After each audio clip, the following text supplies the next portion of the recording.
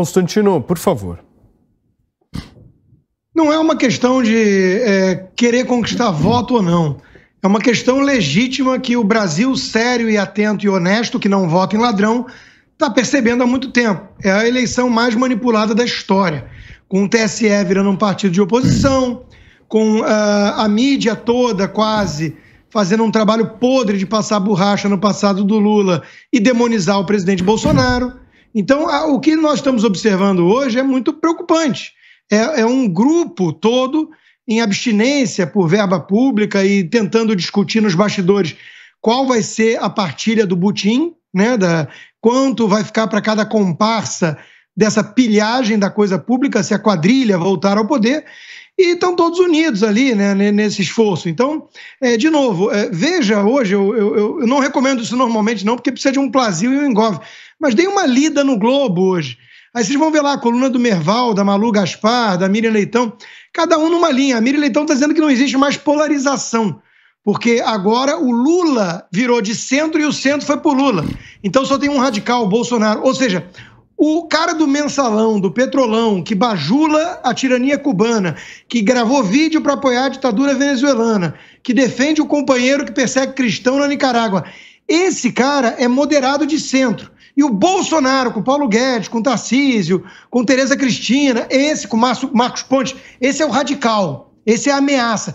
Não apontam uma coisa concreta, é tudo narrativa desesperada de tucanopetista que quer expurgar da democracia brasileira uma parcela significativa do povo e todos que têm um pensamento mais à direita, conservador.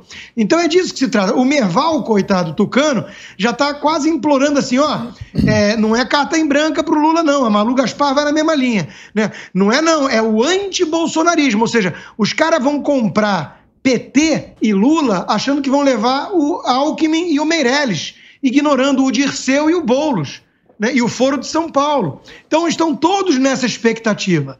Agora, vamos ver, Paulo, porque eu não confio na lisura do processo, eu e milhões de brasileiros, mas dependendo da quantidade de votos que a gente enxerga nas ruas de apoio ao presidente, né, o presidente leva, talvez, no primeiro turno. Agora, como é que fica no domingo, se algo parecido acontecer, como é que fica para essa mídia, para esses institutos, entre aspas, de pesquisa, como é que fica?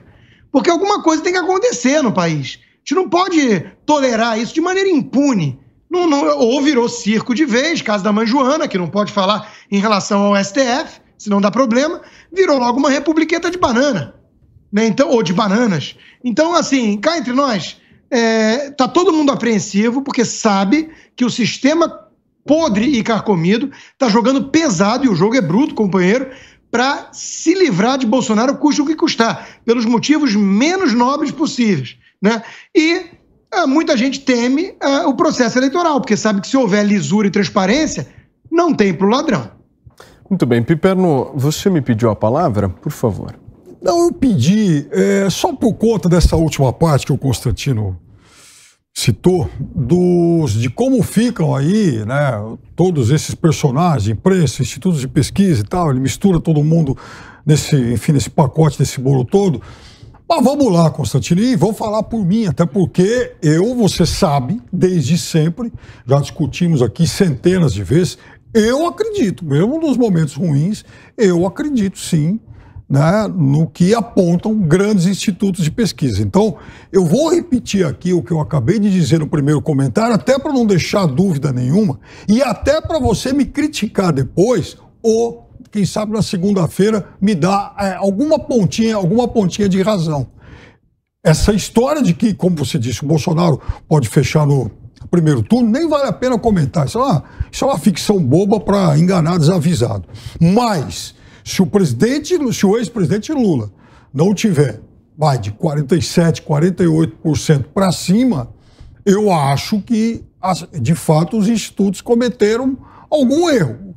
Se tiver, por exemplo, 46%, 45%, ok, a gente pode argumentar que estiveram na margem de erro. Mas qualquer coisa longe disso, eu vou dizer para você o seguinte, eu vou ser o primeiro a dizer, olha, vocês me enganaram desde sempre. Porque desde sempre eu estou acreditando nesses números, que dão aí o ex-presidente Lula na liderança. Eu acho que em relação a isso não vai mudar, tenho, enfim, total certeza de que não vai mudar e vou pedir desculpa para todo mundo aqui na segunda-feira se houver um resultado diferente disso. Se o Bolsonaro, por exemplo, for o mais votado, estou fazendo... Você está nervoso, hein, Piperno? Não, eu estou assumindo o compromisso aqui de que se o Bolsonaro for o mais votado, contrariando tudo que os institutos de pesquisas disseram desde sempre, na segunda-feira, Paulo Matias, eu vou pedir para que você me chame antes de ler a enquete, porque eu quero pedir desculpas. Já abre o programa com você. Já abre o programa com o meu pedido de desculpas. Agora, pedir desculpas, Piperno, não é exatamente o caso. Se o Bolsonaro for mais votado que o Lula, é o caso de aceitar com humildade que existe um esquema montado, orquestrado, envolvendo muita gente. Perfeito, Constantino. Eu vou fechar com você. Agora, eu quero dizer o seguinte, eu estou também muito ansioso para saber qual vai ser a sua reação na segunda-feira, caso o presidente Lula seja o mais votado, bem mais votado, ou até mesmo se fechar no primeiro turno.